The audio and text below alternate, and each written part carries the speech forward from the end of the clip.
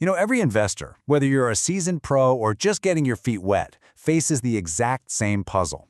How do you get the best possible returns without taking on a terrifying amount of risk? It really is the ultimate balancing act. Today, we're going to dig into a Nobel Prize-winning framework that gives us a seriously powerful way to solve it. So let's try thinking about this in a different way. Just for a minute, forget all the charts, the spreadsheets, the stock tickers. I want you to imagine that building your investment portfolio is like being a master chef. You're not just randomly picking ingredients, you're carefully combining them to create the perfect dish, something truly amazing. And in any great recipe, right, there's always a trade-off. You want that maximum flavor, that's your high return. But you also want the dish to be healthy. You want to minimize the bad stuff, and that's your low risk.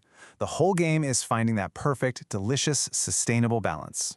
To cook up this perfect portfolio, we first have to get to know our two main ingredients. I'm talking about the absolute fundamental building blocks of mean variance optimization, what we expect to get back, and the risk we have to take on to get it. Okay, first up we've got the mean. That's just a fancy academic term for expected return. Think of this as the flavor of your dish. It's the profit you anticipate you're going to get. And for a whole portfolio, it's just the weighted average of everything in it. The key word there, of course, is anticipated. This is a forecast, not a promise. Our other core ingredient is variance, and this is how we measure risk. I like to call it the wobble factor. It tells you how much an investment's actual performance might swing, up or down around what you expected.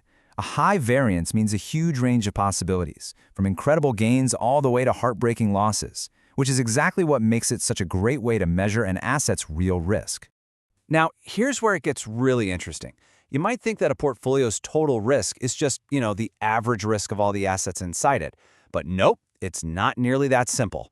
As the source material tells us, it's actually this complex dance between how much of each asset you own, their own individual risks, and a third, absolutely crucial factor. And that third factor, well, that's the secret sauce.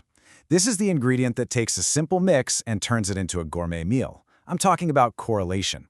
This is the key to truly smart diversification, and honestly, it's where the real magic of this whole theory kicks in. So what is correlation? It's just a number, a score from +1 to -1, that tells us how two different assets tend to move.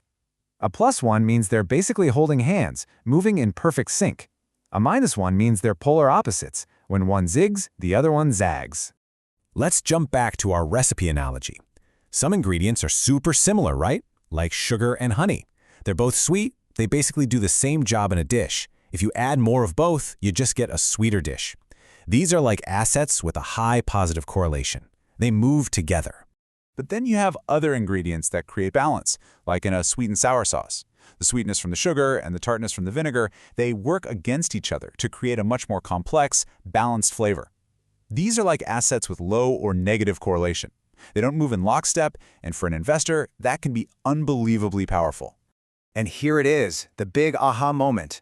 By combining assets that don't move together, you can actually smooth out the ride and lower your portfolio's total risk, often without having to give up your expected return.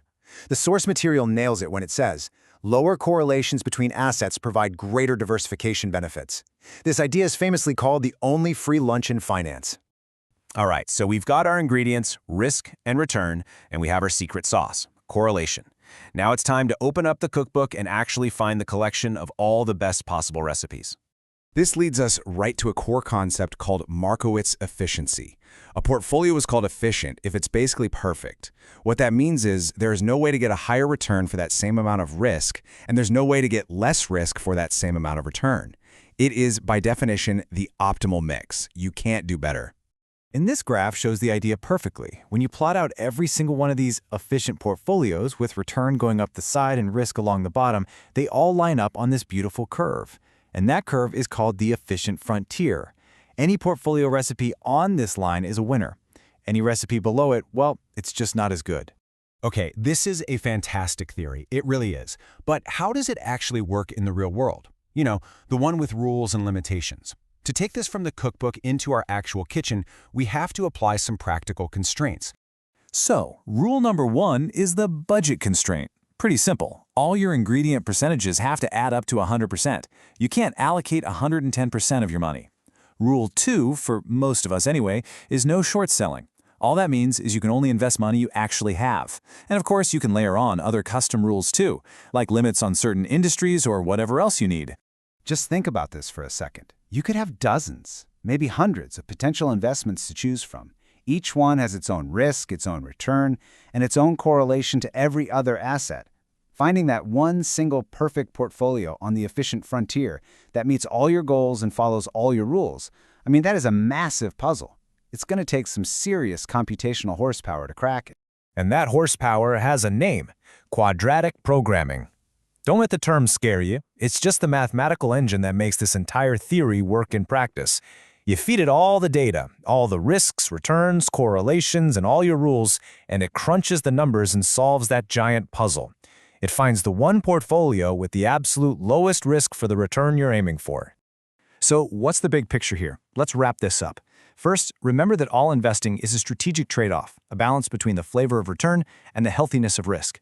Second, the real secret to diversification isn't just owning a bunch of different stuff. It's owning stuff with low correlation. Third, all of the best possible portfolios live on that map we call the efficient frontier. And finally, this entire theory, mean variance optimization, is the powerful framework that helps us read that map and make much smarter decisions. Look, this framework is absolutely brilliant. It gives us the perfect recipe based on everything we know about how the ingredients have behaved in the past. But it leaves us with this one huge, forward-looking question.